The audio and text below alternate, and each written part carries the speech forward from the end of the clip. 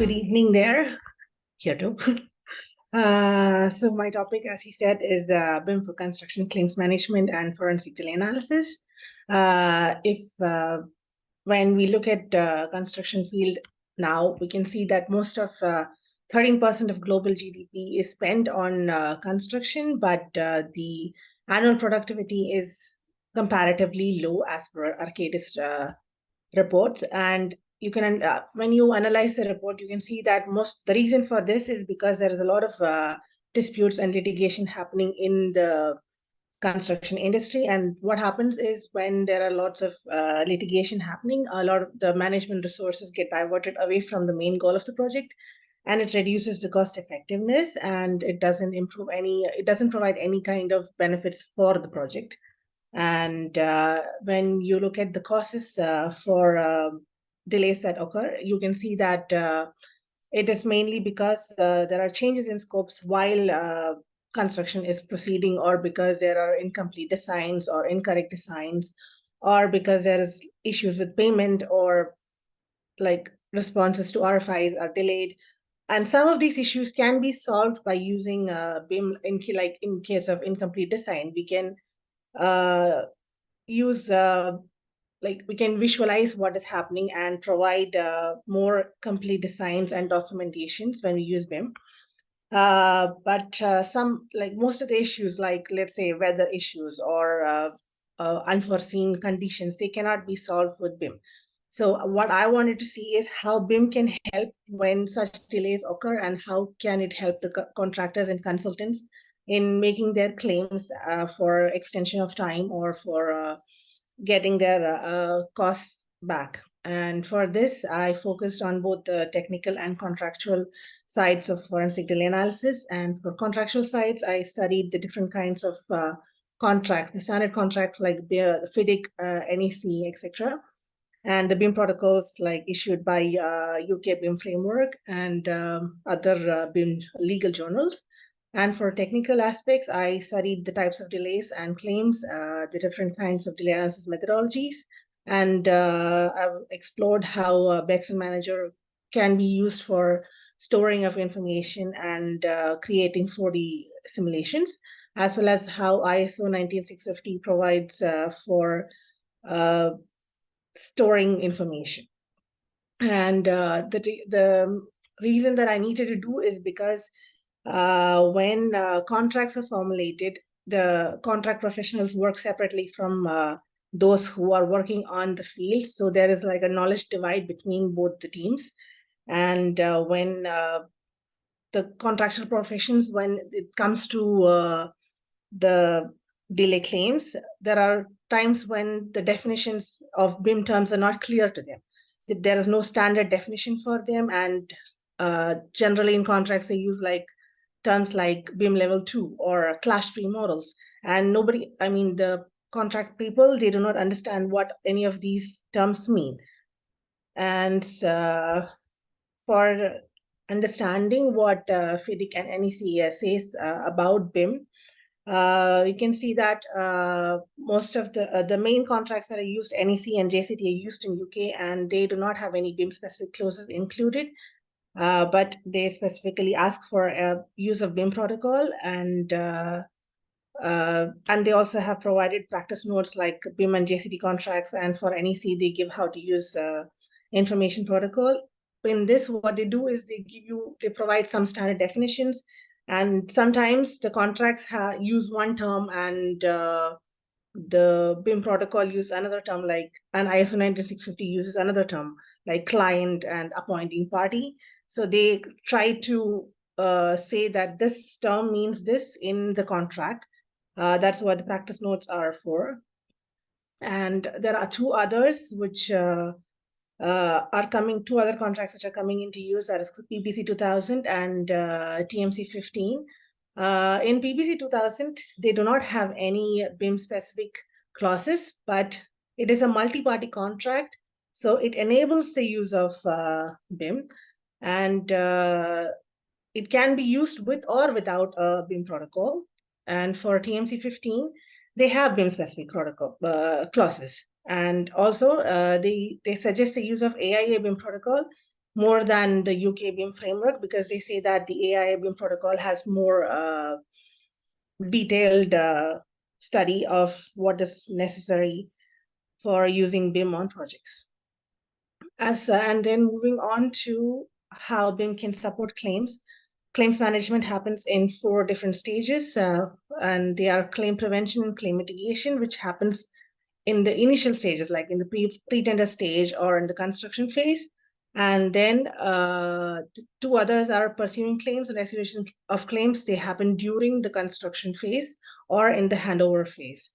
And for pursuing claims, what is most important is the data that is stored within the common data environment. And it is very important how we store these information, because how we store this information. Okay, moving on to delay analysis methodologies. There are 6 methodologies provided by Society of Construction Law, and 2 of them are done prospectively. That means like they are done as the construction is proceeding and they see there is a delay happening, and then they analyze how this delay can affect the upcoming activities, and they try to resolve, try to mitigate these problems that could arise. And 4 of them are done retrospectively, which means that they analyze what happened on the project, throughout the project, what caused the delays, and what is either the client or contractor entitled to. Are they entitled to a cost reimbursement or entitled for extension of time, any of those things. And for this purpose, they need the following data as shown on the screen. They need like baseline schedule. That's the most important thing in any kind of delay analysis, that the baseline schedule should be accurate, and the basis of estimates that are used on the baseline program should be accurate. Otherwise, the schedule is not useful. And also, you need, for supporting your analysis, you need contemporaneous records, which includes like progress reports, RFIs, change orders. All of these things should be stored accurately.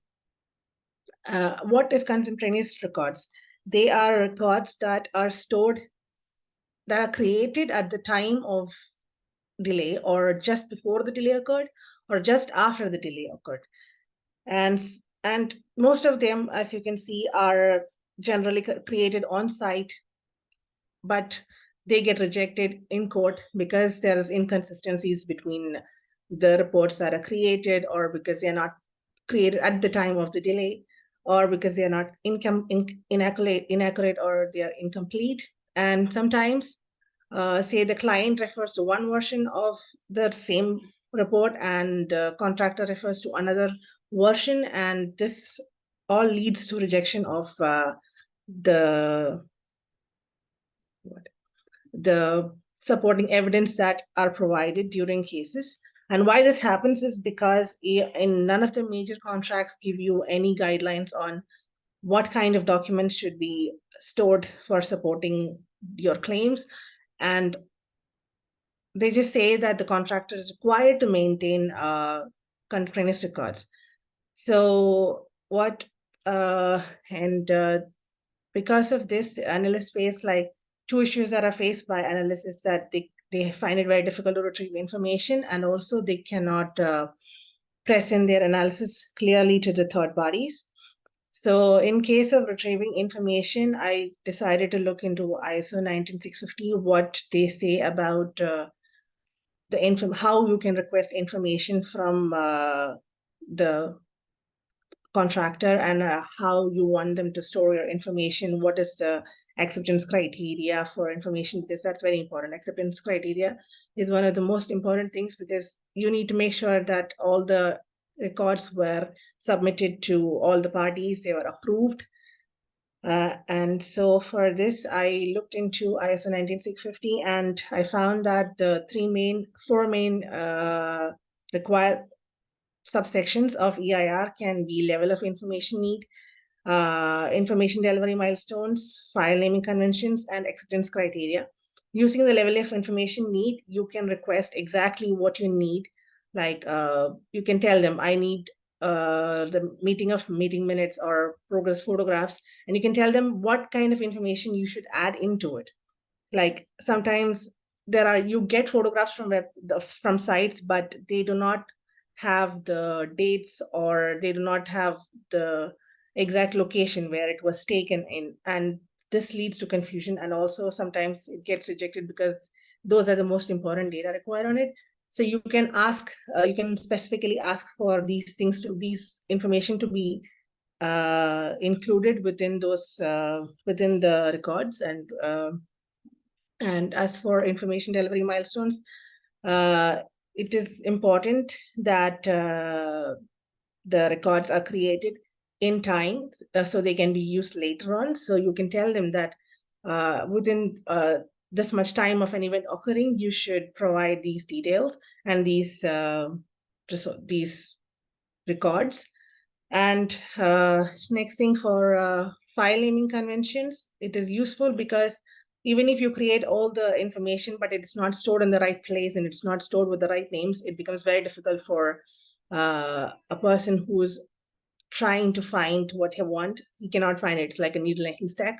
And so if you have a proper naming convention and proper schedule, it will be easier for him to identify what the delay analyst needs to find out. And also in the file naming conventions, there's like metadata requirements, which provides for the status and revision codes. So the status is like, is it approved? Is it shared? Is it published? So if you can understand by seeing those metadata, like, is this the approved one? So everybody can refer to the same version of the same document. And acceptance criteria is when the analyst can understand what led to, okay, what were the criteria that were behind accepting this particular version of the document. And the next issue that the delay analysts face is that communicating their findings. Like if you go to dispute resolution methods, there are many methods like arbitration, mediation, and even litigation. And as the issue progresses into more versatile territories, there are more non-technical people involved, like a mediator or a judge or arbitrator. He's not aware, they're not aware of what exactly happens on construction sites, so it's difficult to communicate to them in verbal ways what exactly are you trying to say. So in this case, I was exploring the Vexel Manager, how you can use it, and you can see that the 4D simulations, when you see this, you can see if there is a problem, or if the sequence is out of sequence. Yes, or even before. Like, this is especially beneficial when you're creating the baseline schedule. Like I said, baseline schedule is the most important record that can be used for delay analysis. And when you are creating the baseline schedule, you can visualize what is happening, and all the stakeholders can give their comments. And this is useful in creating a very robust baseline schedule. And Vexel Manager again provides for creating look-ahead plans. So you can use these look-ahead plans visually to communicate to each team what is required from them, and the subcontractors, they can create their work strategy based on this, so that there's minimum collision on site, and so that the work is not disrupted. And also using the look-ahead plans, you can easily update the progress reports, because from site, the site supervisor can just highlight what elements were completed and send it back to the office, and they can update it using the information that was sent from site. And also, when you integration of 4D-5D model, that is when you integrate the cost and schedule with the 3D model, it prevents information silos from forming, because usually what happens is the schedule team creates their own schedule, and the cost team creates their cost, and they don't work together, and sometimes their reports don't match together. And also, when you're comparing various scenarios, this helps you to avoid recalculating costs, because the software itself calculates it for you.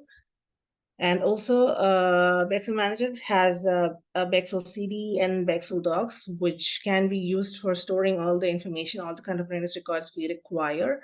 And when a document is changed, it provides like an audit trail, like you can understand who changed it, at what time it was changed. And so this improves the reliability of the documentation.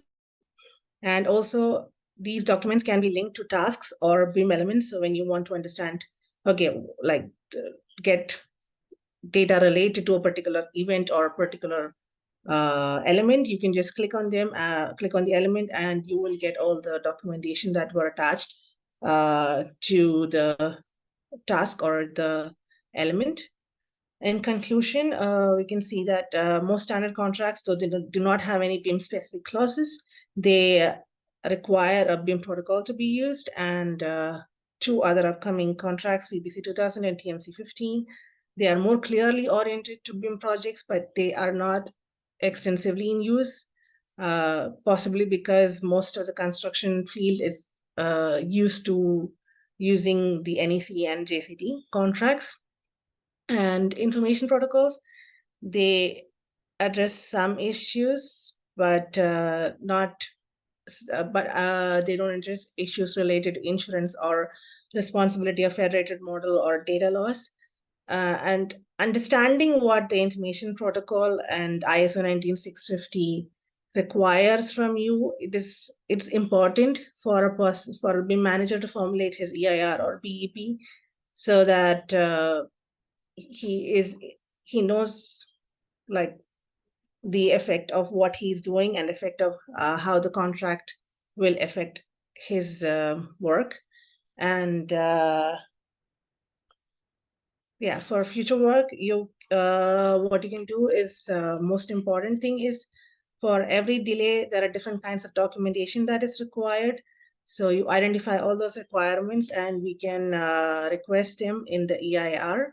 And as more, like currently there are very few case laws available for BIM. So as more case laws become available, they can be studied, and the commentary from courts can be used for improving our understanding of how the contracts can be changed and how we should formulate our requirements for the project. That's it. Thank you.